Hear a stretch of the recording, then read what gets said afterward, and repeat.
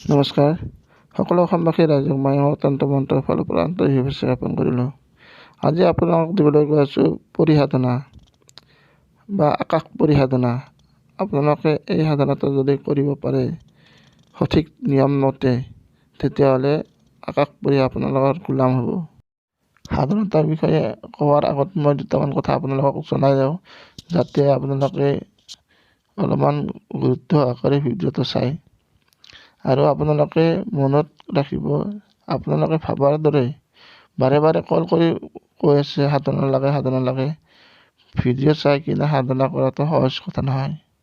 সেয়েহে মই কৈ আছোঁ, সাধনাটো দিব পাৰিম, কিন্তু আপোনালোকে গুৰু লাগিব।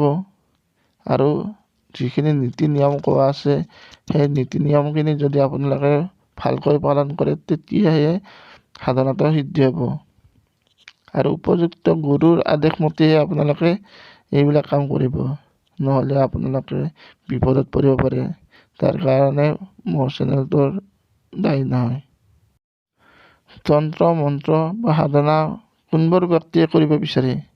যিবোৰ ব্যক্তিয়ে অলৰেডি দুখ কষ্ট বেদনা বা প্ৰতাৰণাৰ বলি হৈছে, সেইবোৰ ব্যক্তিহে এইবিলাক কৰিবৰ কাৰণে বিচাৰে বা ভগৱানৰ নাম লয়, যাতে সেই দুখ কষ্টৰ পৰা মুক্তি পায় বা কিছুমান ঐশ্বৰিক শক্তিৰ বিনিময়ত যাতে আৰু আগৰ দৰে সুস্থ সবল হ'ব পাৰে, সেইটোৰ কাৰণে সাধনা কৰিব বিচাৰে বা তন্ত্ৰ মন্ত্ৰ প্ৰয়োগ কৰিব বিচাৰে।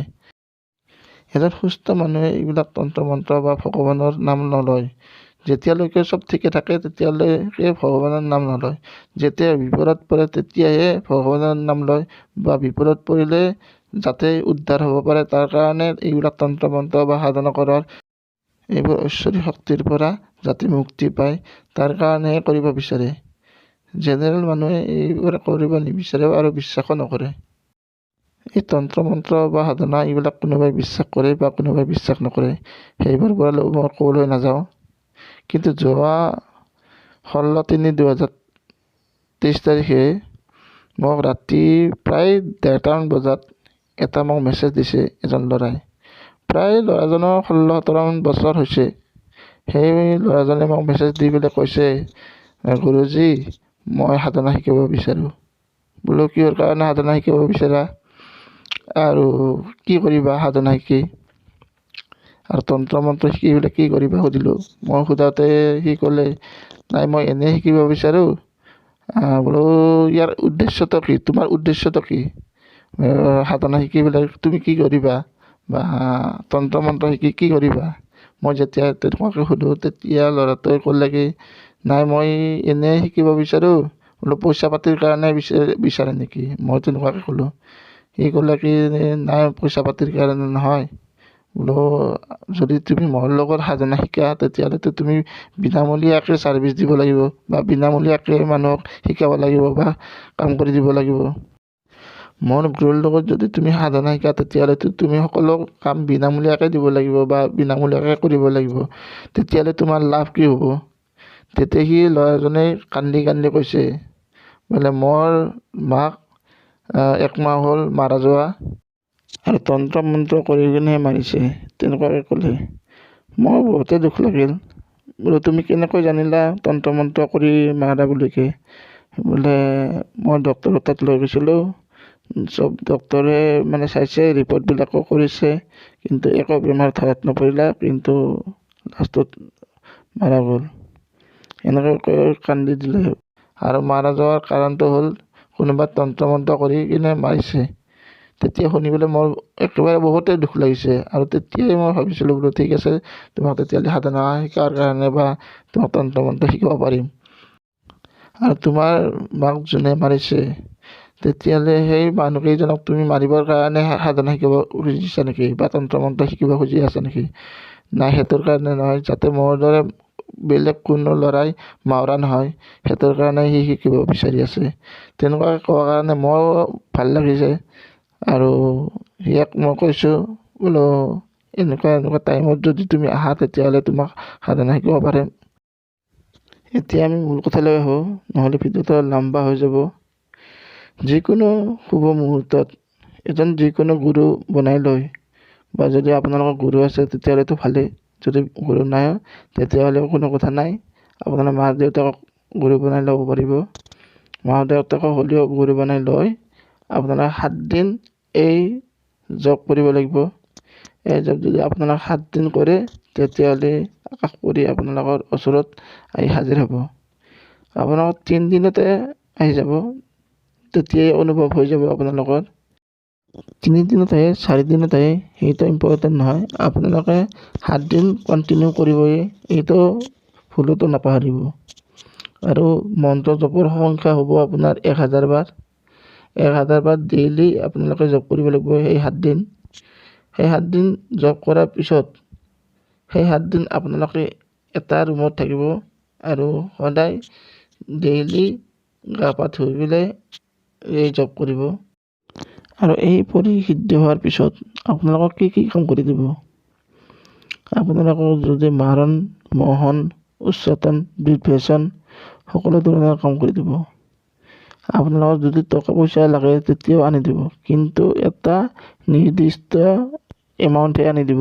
আপোনালোকক বহুত লাগিলে বহুত আনি নিদিয়ে, সাধকজনৰ যিমানখিনি প্ৰয়োজন সিমানখিনি টকা পইচা আনি দিব, সেইটো কোনো টেনশ্যন নাই। কিবা খোৱা বস্তু লাগে আপুনি বিচাৰে লগে লগে আনি দিব, সেইটো টেনশ্যন নাই। আপোনালোকে যদি তলত ধন বিচাৰে বা গুপ্ত ধন বিচাৰে তেতিয়াহ'লে সেইবিলাক ওলাই দিয়াৰ কাৰণে হেল্প কৰি দিব, সেইটো টেনশ্যন নাই। বাকী আপোনালোকে তন্ত্ৰ মন্ত্ৰৰ বিষয়ে বহুত জ্ঞান দিব। আৰু বিশেষকৈ আপোনালোকৰ সাধকজন আৰু সাধকৰ ঘৰখন কেতিয়াও বিপদত পৰিব নিদিয়ে, সদায় চিকিউৰিটি গাৰ্ডৰ দৰে ৰক্ষণাবেক্ষণ দিব। আৰু কি কৰিলে ভাল হ'ব, কি কৰিলে বেয়া হ'ব আগতীয়াকৈ জনাই দিব, সকলো ধৰণৰ কথা আগতীয়াকৈ জনাই দিব। এতিয়া বিধিত ক'বলৈ গৈ আছোঁ, বিধিটো ভালকৈ মনোযোগ দি শুনিব। শুক্ৰবাৰৰ ৰাতি গা পা ধুই শুদ্ধ কাপোৰ পৰিধান কৰিব, আৰু কাপোৰটো আপোনালোকে বগা পিন্ধিব, আৰু যিখন আসন থাকিব সেইখনো বগা হ'ব লাগিব, আৰু যিটো মাথাত টুপি মাৰিব সেইটোও বগা হ'ব লাগিব। নামাজ আকৃতিৰে আপোনালোকে আসনখন পাৰিব, যিটো পশ্চিমমুৱা হয়, আৰু তাতে আসনখন পৰাৰ পিছত আপোনালোকে এটা মই মন্ত্ৰ দি আছে সাধনা সুৰক্ষা মন্ত্ৰ বুলি কয়, সেই মন্ত্ৰটো আপোনালোকে পাঠ কৰি আগতে ঘেৰাটো বনাই ল'ব, কিবা চাকুই দি নহ'লে বা আপোনালোকে ত্ৰিশূল দি এনেকুৱা ধৰণৰ কিবা বস্তু দি আপোনালোকে প্ৰথম ঘেৰাটো বনাই ল'ব। আৰু সেইটো ঘেৰা বনাই লোৱাৰ পিছত সেই আসনখন যাতে মাজত থাকে তেনেকুৱাকৈ আপোনালোকে পাৰি ল'ব। আৰু তেতিয়া এই উক্ত মন্ত্ৰটো আপোনালোকে পাঠ কৰিব 1000 বাৰ। আৰু 1000 বাৰ পাঠ কৰাৰ পিছত আপোনালোকৰ লগে লগে আপোনালোকে শুই দিব। আৰু নেক্সট দিনাও আপোনালোকে তেনেকুৱাকৈ কৰিব। প্ৰথম আপোনালোকে গা পা ধুব, তাৰপিছত বগা বস্ত্ৰ পৰিধান কৰিব, বগা আসন ল'ব, তাৰপিছত বগা টুপি পিন্ধিব, পিন্ধি আপোনালোকে যিটো মই সাধনা সুৰক্ষা মন্ত্ৰ দি আছে সেইটো সাধনা সুৰক্ষা মন্ত্ৰটো আপোনালোকে ক্লিন কৰি পেলাই আপোনালোকে ঘেৰাটো বনাই ল'ব, আৰু ঘেৰাটোৰ মাজত আপোনালোকে এই উক্ত মন্ত্ৰটো পাঠ কৰিব।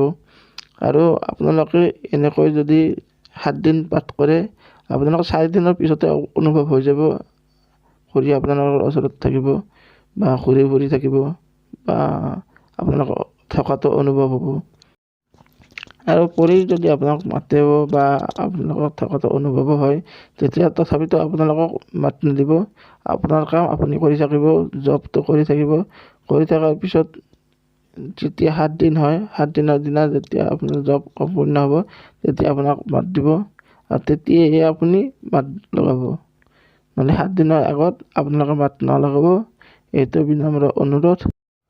আৰু ডেইলি আপোনালোকে 1000 বাৰ পাঠ কৰিব, তাতকৈ বেছিও নহয় তাতকৈ কমো নহয়। আৰু মালাডাল হ'ব আপোনাৰ তছবি মালা, আৰু হীনা আতৰ ডেইলি ছটিয়াব, সেইটো মিছ নকৰিব। এতিয়া ভালকৈ মন্ত্ৰটো শুনি লওক। ওম নমো বিস্মিল্লাহিৰ ৰহমানি ৰব্বে ইন্নী মংগল ফন্তাছিৰ। মই ডিছক্ৰিপশ্যনত লিখি দিম, আপোনালোকে ভালকৈ চাই ল'ব। এতিয়া কৈ আছোঁ আপোনালোকৰ যিটো পৰি হাজিৰ হোৱাৰ পিছত যিটো আপোনালোকে বচন ল'ব লাগিব সেই বচনটো কৈ দি আছোঁ, আপোনালোকে ভালকৈ শুনি ল'ব। এতিয়া বচন কথা ক'বলৈ গৈছোঁ বা বচন মানে হ'লে আপোনালোকে সত্য ক'ব লাগিব, যাতে পঢ়ি কেতিয়াও আপোনাৰ অহিত কৰিব নোৱাৰে। তাৰ কাৰণে সত্য খুৱাব লাগিব, বোলে সত্য সত্য তিনি সত্য খোৱা, এনেকুৱাকৈ আপুনি সত্য খুৱাই ল'ব লাগিব। প্ৰথম সত্যটো ক'ব লাগিব আপোনালোকে, মই যি কওঁ তাকে কৰিব লাগিব। 2 নম্বৰ সত্যটো ক'ব লাগিব, মই ভাল বেয়া যি কাম দিওঁ তৎক্ষণাত কৰি আনিব লাগিব। আৰু 3 নম্বৰ বচনটো হ'ল, মই আৰু মোৰ ঘৰৰ পৰিয়াল সদায় সুৰক্ষিত কৰি ৰাখিব লাগিব আৰু যাতে আমাৰ ওপৰত কেতিয়াও হাবি নোহোৱা। এই 3টা বচন একেবাৰে ইম্পৰ্টেণ্ট, এইটো ল'বই লাগিব। যদি কিবা কাৰণে ভুল হৈ যায় তেতিয়াহ'লে আপোনালোকৰ বিপদত পৰাটো ফাইনেল। এইটোৱে আছিল পৰিসাধনা, আৰু যদি আপোনাৰ সঠিক নিয়মমতে কৰে তেতিয়াহ'লে নিশ্চয় সিদ্ধি হ'ব। আৰু এনেকুৱা ধৰণৰ ভিডিঅ' আগলৈ পাই থাকিবৰ কাৰণে মোৰ চেনেলটো ছাবস্ক্ৰাইব কৰক, লগতে থকা ঘণ্টি বাটনটো দবাই দিয়ক, যাতে এনেকুৱা ধৰণৰ ভিডিঅ' আগতীয়াকৈ পায়। আৰু লাইক কৰক, কমেণ্ট কৰক আৰু যিমান পাৰে শ্বেয়াৰ কৰক, যাতে ইয়াৰ পৰা কোনোবাই নহয় কোনোবাই উপকৃত হ'ব পাৰে। ধন্যবাদ। জয় অসম।